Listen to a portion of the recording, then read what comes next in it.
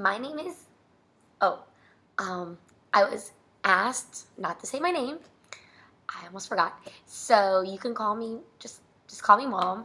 Actually, I was told I wasn't even supposed to show my face. We were supposed to do the video just from the neck down, but more on that later. Let me give you a little backstory. So I've been reading the Judy Blume Tale of a Fourth Grade Nothing series to my own perfect, pesky, adorable fourth grade son. We're currently on chapter 9, which is titled Superfudge in the book Superfudge. But here's the thing, like a lot of families, my son lives half the time here and half the time at his dad's house. Oh, I'm not allowed to say my son's name. But anyway, so we share time. But what happens is when he's here, we read every night a chapter of Superfudge. We've read Tale of a Fourth Grade Nothing, Sheila, otherwise known as Sheila the Great, and now we're on Superfudge. But then we go a week without reading. And not only do we kind of forget where the story was going, but we're left in total suspense. We want to know now, not a week from now, what crazy thing is Fudge going to do next? We're huge, huge Fudge fans. So I got this amazing, great idea to record myself, post it on YouTube, and then he can watch it when he's not here. And I just assumed he would love this idea. He seems to really enjoy when I read to him. But apparently I was extremely wrong. Very wrong. That I'm not allowed to even say his name, even though I gave him the name, and it's a cool name.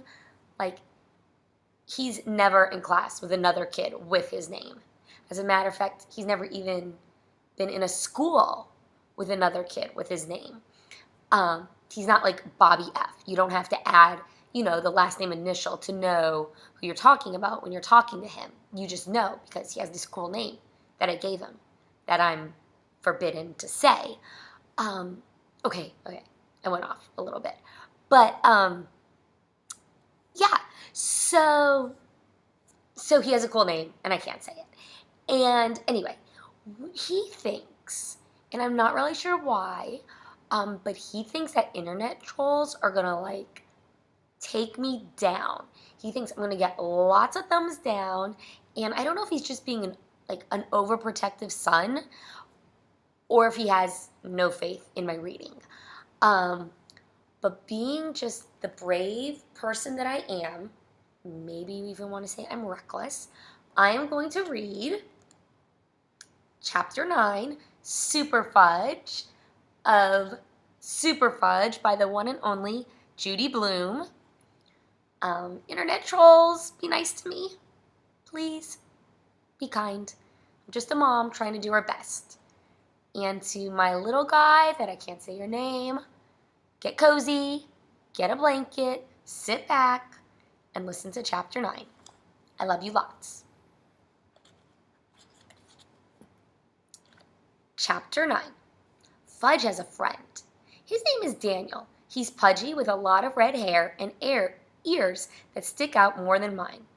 The first time I saw him, he was standing in front of Uncle Feather's cage, lecturing to Fudge. Myna birds are native to India and other parts of Asia. The common house myna is a bold, fearless bird, somewhat larger than a robin. Robin, Robin, Uncle Feather repeated. Shut up and listen, Fudge told Uncle Feather. Don't you want to learn about yourself? Daniel continued. The myna is a nosy, sociable bird. I'll say, I said from the doorway, where I'd been listening. Daniel turned around and stared at me. Who are you? He asked. Peter, Fudge's older brother. I told him. Who are you? Daniel Mannheim. I'm 6. I live at 432 Vine Street. You want to make something of it? He delivered the last sentence in a tough guy voice, so that it came out sounding something like, you want to make something of it? Not especially, I told him, trying not to laugh. Daniel turned back to Uncle Feather. Many mynah birds listen. Many mynah birds learn to imitate the human voice. They can talk, sing, and whistle. The common house mynah is a genus Acrodopterus, species A, Tristis.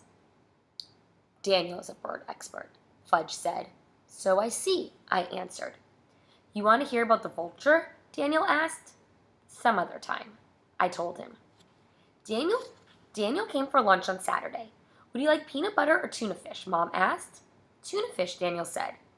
You want to make something of it? No, Mom said, looking surprised at Daniel's tough guy line. Tuna fish will be just fine. Where's the TV? Daniel asked. I always watch TV when I'm eating. It's in the living room, Fudge said. You don't have a TV in the kitchen? Daniel asked. No, Mom said, we don't. I feel sorry for you, Daniel said, pushing back his chair. He stood up. I guess I'll have my lunch in the living room. We don't watch TV while we're eating, Mom said. So why don't you sit down and wait until it's ready? Daniel pouted.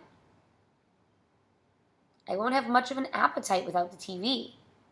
If you're not hungry, you don't have to eat, Mom said. TV shouldn't have anything to do with it. I was thinking that it wouldn't hurt the kid to skip a couple of meals anyway. I watch Nickelodeon and the Cartoon Network, Fudge said, as if anybody cared. And all the commercials. I never miss the commercials. They're my favorites. My father used to write commercials, but now he's writing a book. One time I was in a commercial. I rode a toddle bike. No, you didn't, Daniel said.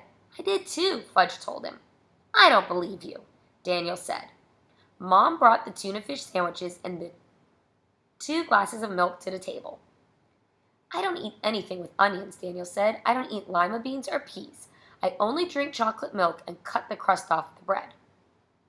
There are no onions, lima beans, or peas in the tuna fish, Mom said. I knew from her voice she was about ready to tell Daniel exactly what he could do with his lunch if he didn't like it. But she walked back to the pantry and brought him out the choco. You can put in as much as you like, she said, as she cut the crust off Daniel's sandwich. Okay, sorry, child, that I'm not allowed to say your name. I'm just checking if this is still recording. I guess it is. Okay, we're doing good. I'm going to drink a little water.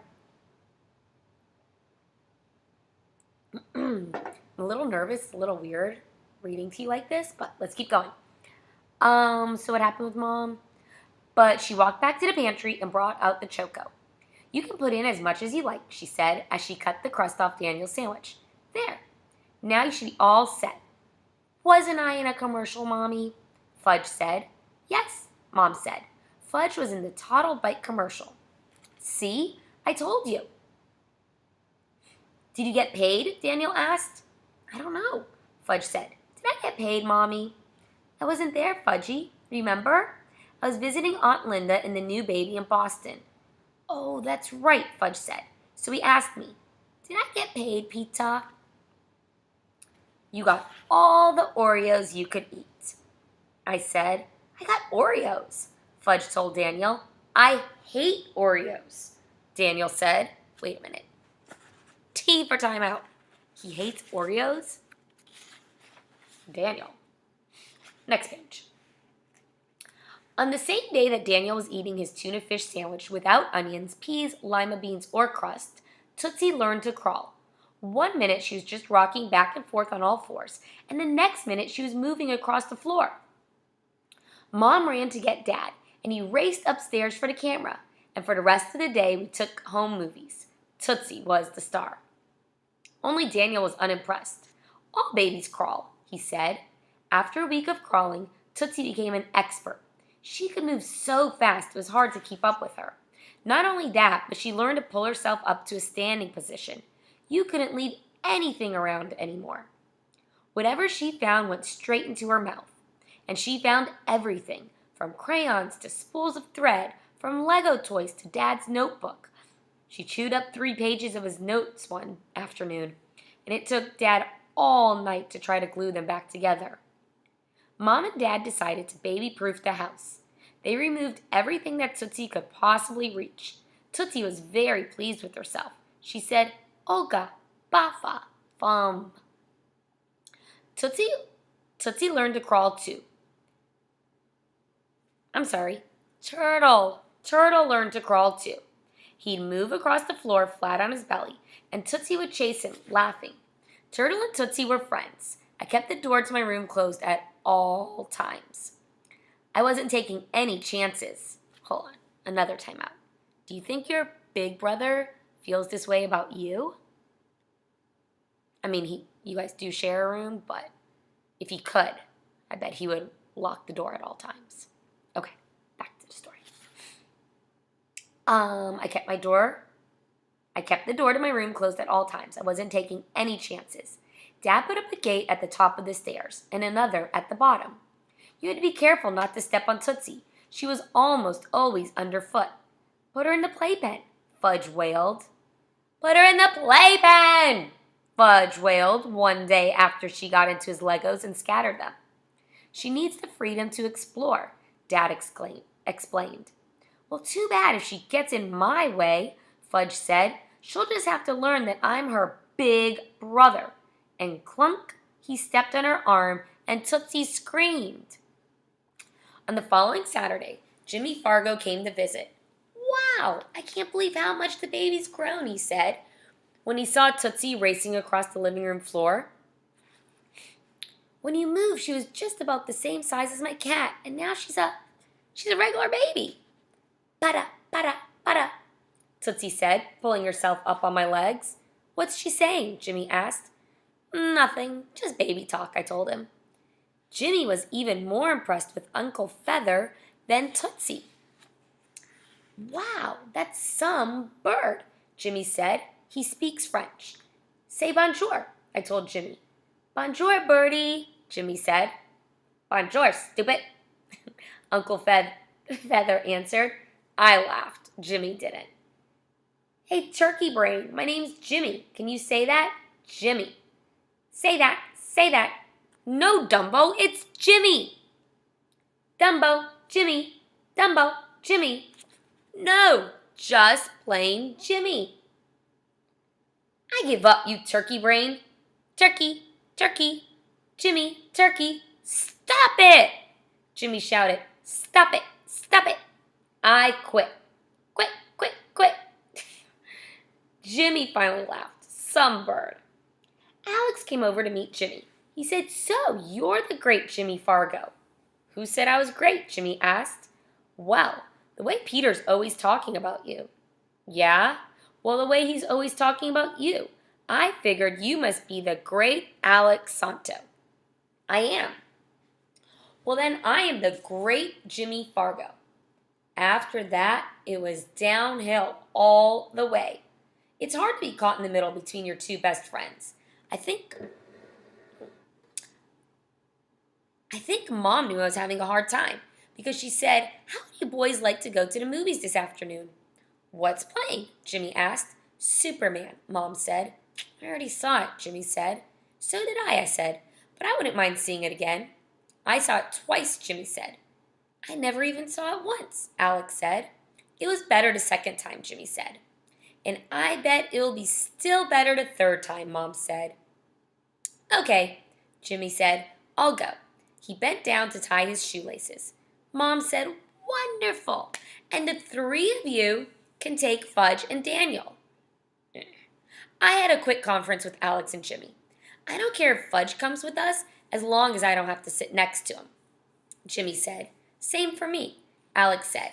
And I won't sit next to the other one either. The other one is a nerd.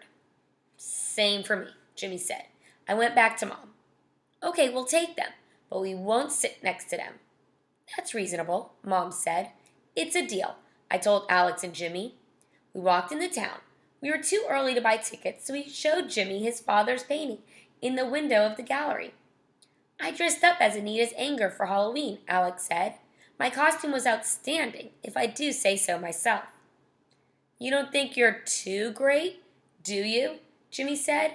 I'm just telling the truth, Alex said. Can't believe this guy, Jimmy whispered to me. He's usually not like this, I whispered back. I never should have gotten the two of them together, I thought. They really couldn't stand each other, and they were making me miserable. "Hey, let's go in and introduce Jimmy to Beverly," I said, trying to sound cheerful.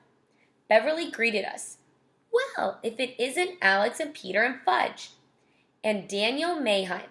Daniel said, "I'm 6. I live at 432 Vine." "Glad to meet you, Daniel," Beverly said. "And this is Jimmy Fargo," I told Beverly. "You know, Fargo?" "Frank's son," Beverly asked. "That's right. I just love your father's paintings," Beverly said. "They're so original." "He's working on a new one," Jimmy said. "It's called Salamis on Parade." "Sounds fascinating." Beverly said, "My father likes salami. Salami and onion sandwiches are his favorite." "I don't eat anything with onions," Daniel said.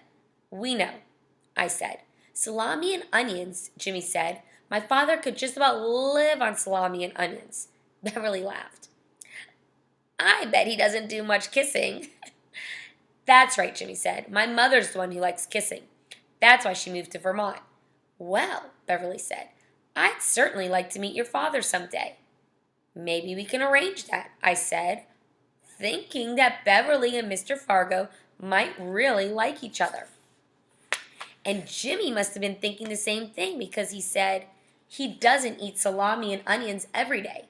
On Sundays, he likes lox and eggs. "I don't eat anything with onions or lima beans or peas," Daniel said. "I hate crust on my bread, and I only drink chocolate milk." "You're a fussy eater," Beverly said. "That's right," Daniel said. "You want to make something of it?" No," Beverly said. "I certainly don't." "We have to go now," I said. "We're going to see Superman." "Have a good time," Beverly called. I wondered if anybody ever went into the gallery behind us. Start over. I wonder if anybody ever went into the gallery besides us. I'd never seen a customer in there. Outside, a line had formed in front of the movie theater. As we were walking to the end of it, I spotted Joanne McFadden. Okay, stop on Joanne McFadden, a little water. Long chapter, chapter 9.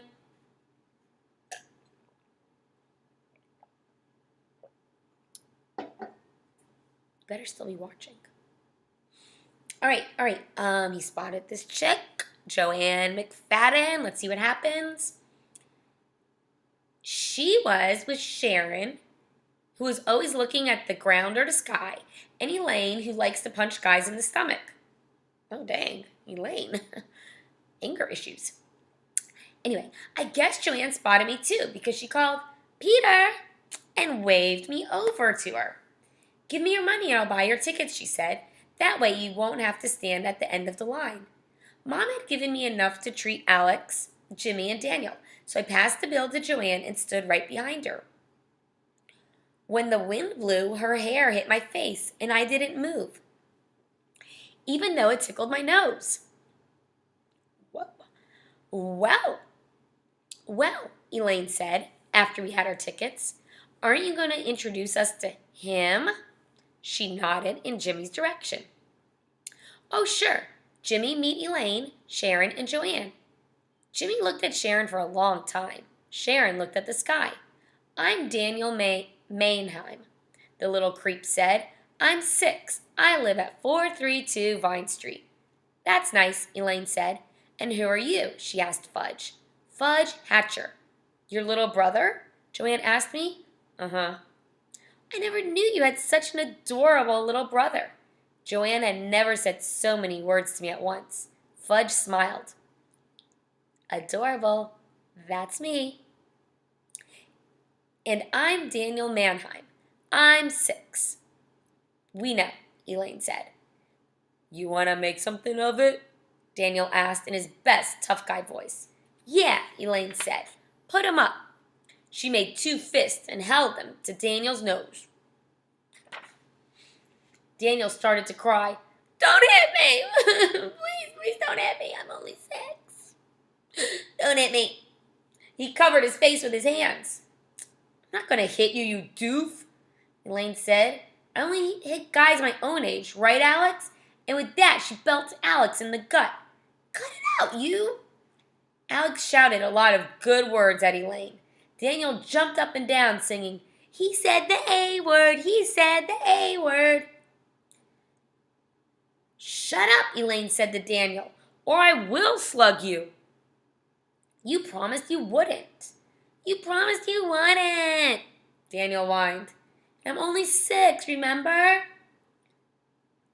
"Why don't you all cut it out?" Sharon said, looking at the ground. We went inside and stopped at the candy counter to buy popcorn and Cokes. I keep checking if it's still recording because it's really long, and I don't know how long it'll keep recording, but I think it's still recording. Okay. We went inside and stopped at the candy counter to buy popcorn and Cokes. Then we found seats for the kindergarten babies, got them settled, and crossed over to the other side of the theater, where we found an empty row for the 6 of us. Alex went in first, then Jimmy, then me, then Joanne, Sharon, and Elaine. I wondered if Joanne had planned to sit next to me, the same way I had planned to sit next to her. Oh, Peter! When the picture started, Joanne offered me some of her popcorn, and when I reached into the carton, our fingers touched. Then I offered her some of mine, so our fingers touched again. By that time, my fingers were covered with grease, but who cared? I began to relax, concentrating more on sitting next to Joanne than on the movie, but maybe that was because I had already seen it. Then, right when Superman was about to kiss Lois Lane, I felt something icy cold slither down my back, and I let out a yelp. Ugh! Fudge was hanging over the back of my seat with a handful of ice cubes from his Coke. "Hi, Pita." "You little..." But there was no way I could catch him. He was already racing up the aisle. "Here," Joanne said, handing me a Kleenex. "Could you do it?" I asked. "I don't think I can reach all the way down my back." "Peter! You sly dog!" Oh my gosh. Okay, he asked, like my back. Joanne mopped off my neck and then my back. And when she finished, she put her hand close to mine. And the next thing I knew, we were holding hands. Ah! Oh my God. I wish you were here. This is crazy. Hers was soft but cold. When the movie ended, Joanne, Sharon, and Elaine walked home in one direction, and we walked home in the other. "So what's it like to be in love?" Alex asked me. "What are you talking about?" I said. "What are you talking about?" Alex mimicked. And Jimmy said, "So when's the wedding?" "Cut it out, will you?" I said. By the time we got home, Alex and Jimmy were talking and laughing, as if they'd been best friends for about 100 years, and I felt left out. Dad had cooked a big pot of spaghetti, and Daniel was eyeing it, until Mom told him how many onions had gone into the sauce. Not only that, but Mom had fixed a bowl of peas as a side dish. Slick, Mom. I like it, Mom. I know where you're going with this, Mom. And that was funny because we never have anything with spaghetti but bread and salad. "I don't eat anything with onions, and I don't eat peas either," Daniel said. "What else do you have?" "Nothing," Mom told him. "Then I guess I'll go home for supper," Daniel said. I thought I saw Mom smile. After supper, Alex went home to get his sleeping bag, and he and Jimmy both slept on the floor in my room. I wondered why I didn't feel better about the 2 of them being friends. Just because they liked each other didn't mean they didn't like me. But I had a hard time convincing myself. For the next week, Fudge walked around talking to himself. To most people, he is Fudge Hatcher, a regular boy. Only his trusty Mina bird and his friend Daniel know the truth. Faster than a speeding bullet, more powerful than a locomotive. "Do you remember when I was born?" he asked me one morning. "Yes." "Did I really grow inside of Mommy?" "Yes." He said, sounding disappointed. "Why?" "Because if I did grow inside of Mommy, then I can't be from another planet." "Take it from me," I said. "You are definitely from Earth." A few days later, Daniel told Fudge that he had been adopted as a baby. "So Daniel might be from another planet," Fudge said. Yeah, I thought. That would explain a lot. And he might even be able to fly. Don't count on it, I said. Daniel is my best friend, Fudge said. If it turns out he's from another planet, he's going to take me there to visit. Swell, I told him. Don't hurry back. You're just jealous because you don't have a friend who can fly. I don't even have a friend from another planet, I said. Too bad for you, Pita. And he took off flapping his arms and calling, It's a bird! It's a plane! And that's the end of chapter 9. So how was it? Painful? Do you think all the internet trolls are giving us thumbs down? I love you so much. Bye, buddy.